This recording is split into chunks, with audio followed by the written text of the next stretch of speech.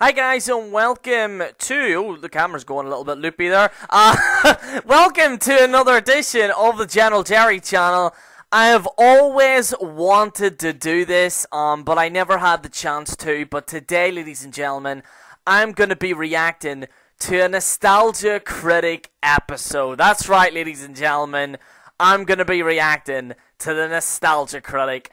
So I'm a big fan of him, by the way, absolute major fan. He's the reason why I go on YouTube. Him, Angry Joe, a lot of you can probably see the similarities of General Jerry and Angry Joe. I really need to do a reaction to an Angry Joe episode as well, because I'm a big fan of him. But I'm a massive fan of the Nostalgia Critic, so let's get into it. Let's not waste any time. The video is entitled, Is It Right to Nitpick? A lot of us wrestling fans could probably learn from that, but let's get into it. He's got such a fucking cool intro though. Hello, I'm the Nostalgia Critic guy. Remember it so you don't have to. Some of you might find it very hard to believe, but I am a nitpicker. I know, it's sad but true, and I'm not always proud. I'm so guilty of it as well. But sometimes I'm proud. Because there's certainly films out there that have it coming. Movies that so obviously do not think at all about the obvious flaws that most people would find distracting. But how far is too far? We've all come across those people who let what seems like the tiniest of errors ruin an entire film for them. These are the people you just want to shout, "Good God, you know who they are." Just a movie. But then ironically we go on and find our own little pet peeves in movies that we hate. So then, when is nitpicking justified and when is it not? Because when you look at any film close enough, you quickly discover that there really is no such thing as a perfect movie. Every film has some mistakes or some miscalculations.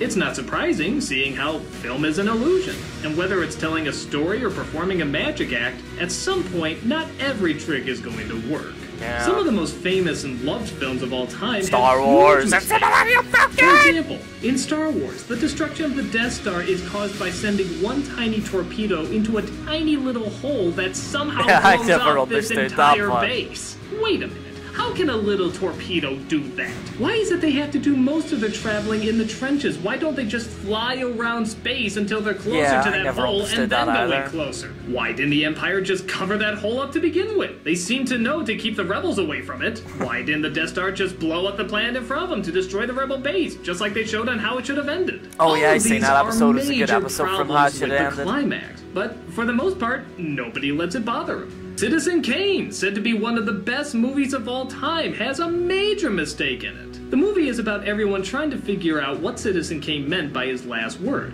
Rosebud. It meant Adam Rose. Nobody was there to hear him say it. I know what it was. It was Adam Rose. The room was empty when he died. So how does everyone know that's the last thing he said, putting this whole journey into motion? That's a huge mistake. And yet, people still see it as one of the standalone greats. But still, how come in, say, an Uwe Boll film or an M. Night Shyamalan film, we're much more open to criticizing these mistakes and say that they ruin the story they were trying to tell? Is it just because we don't like the movie and thus we look for even more reasons to hate it? Well, kind of. I started to think about a movie like The Wizard of Oz, and how not too many people would attack it because, well, it's a kid's movie. But not just because of that, but because it's a good kids movie. A really good kids movie. Yeah, it's filled with things that don't add up, like why did Glenda think Dorothy wouldn't believe her when she said to click her heels? Or how could the wizard possibly project those holograms from that tiny machine? Or how could the witch go all her life without getting any water on her? Dude, not even a shower? She must smell like rhino ass. But we still accept it for two reasons. One, it created an environment where the focus is on the emotions and not the logical. And two, we're just so sucked in by those emotions and the characters and the visuals to really notice those mistakes. The same can be said for Edward Scissorhands. I rarely hear people ask where the hell did he get those giant blocks of ice from, or even how an inventor can make a man from scratch. But it's just the kind of fairy tale world it's creating. And the heart and drama of Edward is so good that we don't feel the need to question it. Way too seriously. Then you start to think about films like, oh, Cool as Ice. This is a film that does not draw you into its characters, or its environment, or its own unique world. And because it fails to keep our attention with these elements, it's much harder not to notice the problems of the movie. The inconsistencies, funny note, the mistakes, the Vanilla Ice's nonsensical Ice Ice motivations. Baby was So number maybe one when we're nitpicking about the on little my problems birthday of a movie that when we I was think add born, up to big on the very problems, day I was we're born. actually focusing on the Kind of wrong sums up my issue. life, really. It's not that a movie has mistakes, it's that Was it that the failed Son of to the Mask? distract Oh, us from those fuck, it was mistakes god with awful. good character, story, and Son of the environment. Mask was god Now, awful. that doesn't mean as long as you have those three elements, you never have to worry about mistakes. Film is still an illusion. I and never one that liked needs Iron to Man hold the 3. audience's What they attention did with the for a while. Mandarin was fucking The more horrible. plot holes or inconsistencies a film has, the more it has to try even harder to create engaging characters, environments, and stories to distract you. The goal is still to convince the viewer that they are witnessing a story that is unfolding before their eyes, so much so that they carry investment for what happens in the end. So, is nitpicking good or bad?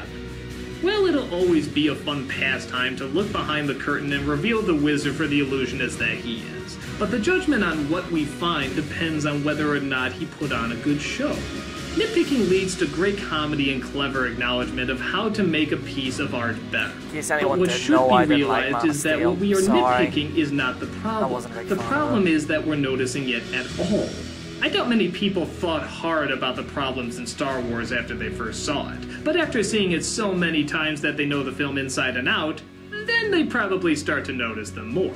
So it all comes down to how much a movie can grab you and keep you in its world. The better it's done, the more you'll enjoy the illusion and the world it's created around you. The more poorly it's done, the more likely you are to notice the strings.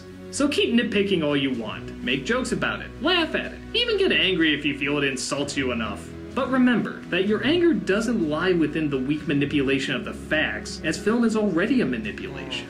Your anger lies in not being given a strong enough world, people, or dilemma to get lost in. So remember, don't complain in a puppet show that you can see the puppeteer, complain instead that you focused more on him than you did the puppet. I'm the Nostalgia Critic guy, remember? So you don't have to. He's got such a cool theme song as well. Let's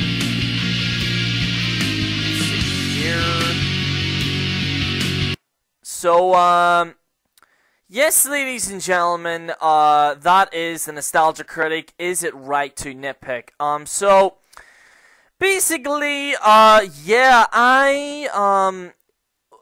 I've honestly, you know, I'll bring it back to Nostalgia Critic here. So basically, with me, I do nitpick a lot of professional wrestling. However, you know, because I cover professional wrestling on a daily basis, but I think us wrestling fans, to a certain extent, ignore the fantasy element.